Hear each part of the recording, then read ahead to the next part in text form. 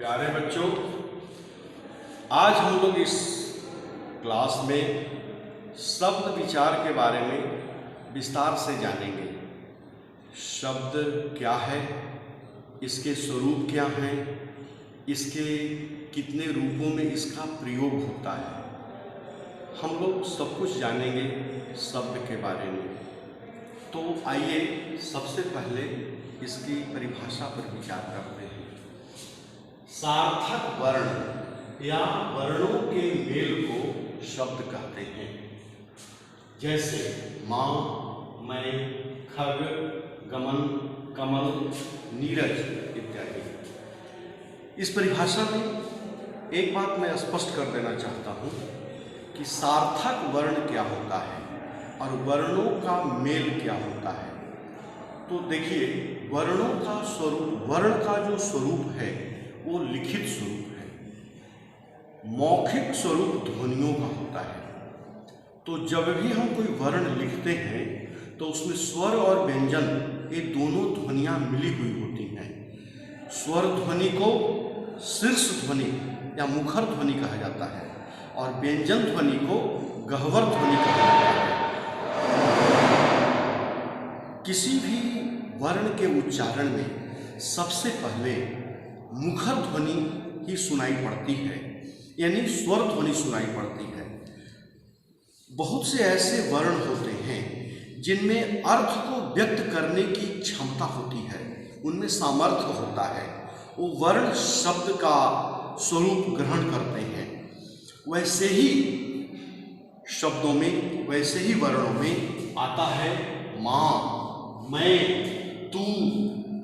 ये सब जो वर्ण हैं ये अपने आप में एक शब्द का सामर्थ्य रखते हैं, क्योंकि इनमें अर्थ को व्यक्त करने की क्षमता है। वैसे वर्णों में ख, ग, ज ये सारे वर्ण आते हैं।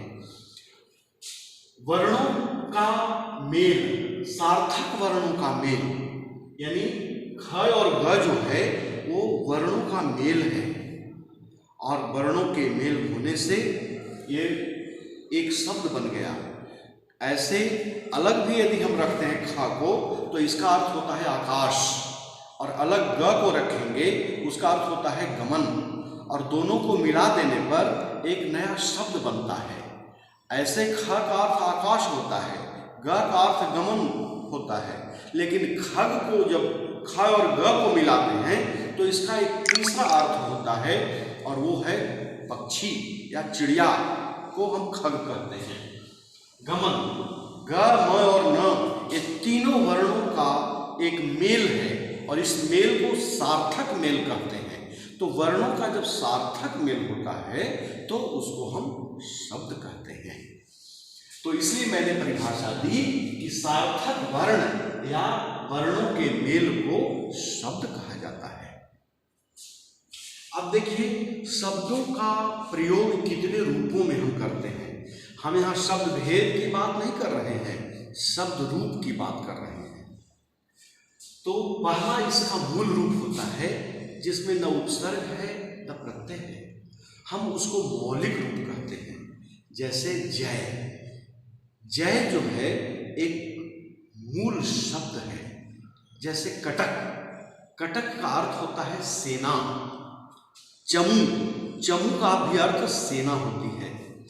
लेकिन ये सार्थक शब्द, ये मौलिक शब्द है, इनमें इनमें न उपसर्ग है न प्रत्यय है, इसलिए ये मूल शब्द या मौलिक शब्द कहे जाते हैं। दूसरा उपसर्ग युक्त शब्द, प्र उपसर्ग। प्र जो है एक उपसर्ग है, यानी शब्दांश। शब्दांश का कोई अर्थ नहीं होता है, अर्थ केवल शब्द का होता है, लेकिन जब शब्दांश शब्द में जुड़ता है तो उसका एक नया अर्थ हो जाता है। हिंदी व्याकरण में हम इसको शब्द निर्माण कहते हैं। तो प्र में, आरंभ में प्र उपसर्ग लगा तो शब्द प्रारंभ बन गया। अब दूसरा हम लेते हैं प्रत्यय युक्त शब्द। इक, इक प्रत्यय है। ये प्रत्यय हमेशा मूल शब्द के अंत में लगता है। जैसे परिवार मूल शब्द है, इसके अंत में लग गया इक तो शब्द बन गया पारिवारिक। अ से शुरू होने वाले, अकार से शुरू होने वाले जितने भी शब्द हैं उसमें यदि इक प्रत्यय लगता है तो अकार जो है वो आकार में बदल जाता है। इसलिए परिवार में जो है वो पारिवारिक बन गया। संधि वाला शब्द, संधि वाले शब्द ऐसे होते हैं जिनमें वर्णों का परिवर्तन, वर्णों का विकार होता है। जैसे विद्या प्लस आलय, इसमें आ और आ वर्ण मिलकर एक नया वर्ण आ बनाते हैं, जिसको हम लोग दीर्घ संधि के रूप में जानते हैं। तो इसमें विद्या प्लस आलय बराबर विद्यालय, ये संधि शब्द का उदाहरण हुआ। समस्त पद, गंगा जल, गंगा जल में दो पद हैं, गंगा है और जल है। ये शब्द नहीं है, ये पद है। शब्द में जब विभक्ति लग जाती है तो वह पद का रूप ले लेता है। तो समस्त पद में शब्द नहीं होता, समस्त पद में पद होता है। तो गंगा जल शब्द नहीं है, पद है। राजपुत्र, देशभक्त, राष्ट्रभाषा, इस जितने भी शब्द हैं हम शब्द नहीं, हम इसको पद कहते हैं। इसलिए शब्द समस्त पद कहलाता है, शब्द नहीं। संयुक्त शब्द, दो शब्दों के मिलने के बाद एक शब्द बनता है, वो संयुक्त शब्द कहा जाता है, जिसको हम लोग अंग्रेजी में कंपाउंड वर्ड्स कहते हैं। जैसे रवि, वार, रवि मतलब सूर्य, वार माने दिन। दोनों शब्दों के अलग अलग अर्थ हैं, दोनों एक साथ मिल गया तो रविवार बन गया। उसी तरह से शनि देव, शनि अलग शब्द है, देव अलग शब्द है, दोनों एक साथ मिला तो शनि देव बन गया। फिर इसमें छठा है मुहावरेदार शब्द। हिंदी व्याकरण में मुहावरेदार शब्द अलग होते हैं जो एक दूसरा अर्थ ग्रहण करते हैं।